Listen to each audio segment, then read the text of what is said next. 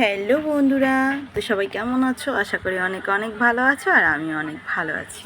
তো চলে এসেছি আজকে তোমাদের সামনে একটা নতুন ব্লগ ভিডিও নিয়ে। তো চলো, আজকে আমি বানাবো সন্ধ্যায় একটা সুন্দর টিফিন মেয়ের জন্য। আর অ্যাকচুয়ালি ওর একার জন্য না, ওর আন্টির জন্যও বানাবো। আর আন্টি বলাটাও ভুল, ও আমার অনেক ভালো একটা প্রিয় বন্ধু, যার কাছে চোখ বন্ধ করে মনের সব কথা শেয়ার করা যায়।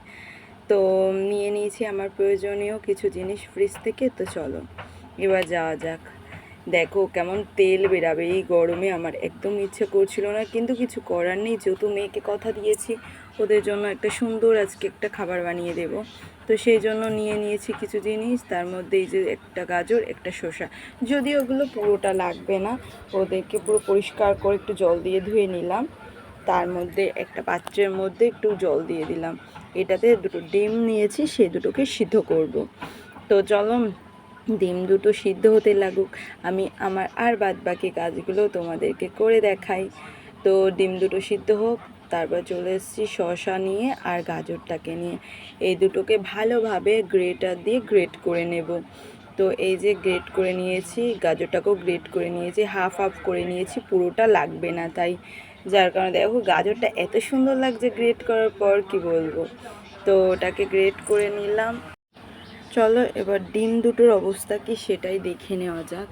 তো দেখছি ডিম দুটো টকবক করে ফুটছে, দেখো ডিম দুটো পুরো সিদ্ধ হয়ে গেছে মনে হচ্ছে।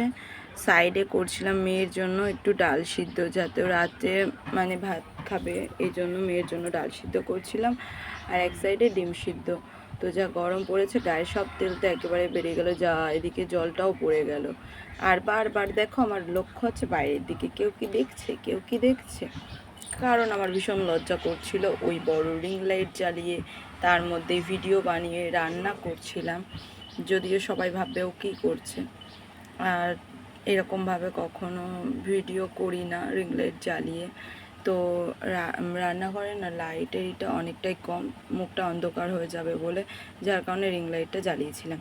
তো একটা চা ছেঁকনি নিয়ে নিয়েছিলাম, তার সঙ্গে ছেঁকে নিলাম ভালো করে গাজরটা, শসাটাকে ভালো করে ছেঁকে নেবে, কারণ ওটাতে ওদের মানে অনেক গ্রেট করার পর না ওদের রসটা বেরিয়ে অনেকটা জল জল হয়ে যাবে ব্যাটারটা, এই জন্য আমি ছেঁকে নিয়েছি। তারপরে ডিমটা সিদ্ধ হয়ে যাওয়ার পর ডিমটার খোসাটাকে ছাড়িয়ে নিলাম। নিয়ে নেওয়ার পর ডিমটাকে তো কত সুন্দরভাবে গ্রেট করে নিয়েছি, মনে হচ্ছিলো তখনই খেয়ে নিই, কিন্তু খেয়ে নিলে কী হবে, আর তো বানানো হবে না, আবার ডিম আনতে হবে, এমনিতেই গরমে তেল বেরিয়ে যাচ্ছে। যাই হোক, ডিমের উপরে শসা গ্রেট করাটা দিয়ে দিলাম, গাজর গ্রেট করাটা দিয়ে দিলাম। দিয়ে দেওয়ার পর এবার দেবো এর উপরে মিউনিস। তো সেটাই দিয়ে দিলাম।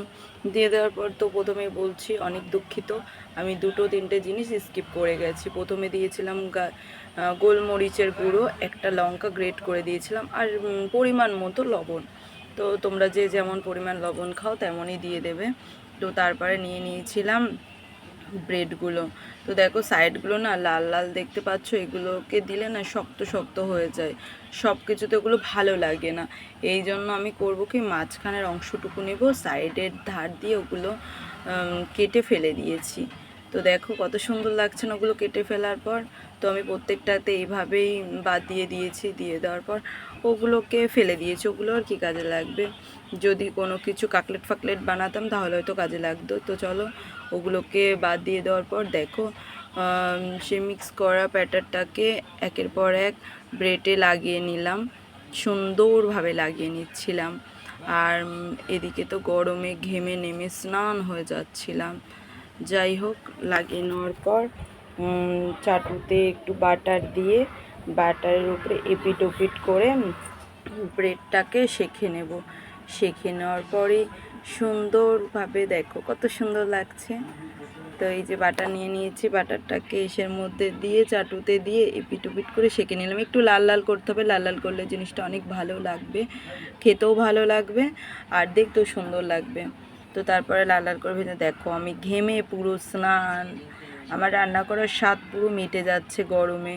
তো তারপরে এই যে দুটোতে দিয়ে দিলাম, একটাকে দিলাম সোনাকে, একটাকে দিলাম ওর আন্টিকে। তো দেওয়ার পর ও বলছে খুব সুন্দর হয়েছে রাধা। তারপর আমিও নিয়ে একটা খেয়ে নিলাম, সত্যি বলছি অনেক অনেক টেস্টি হয়েছিল, খুব ভালো লাগছিল।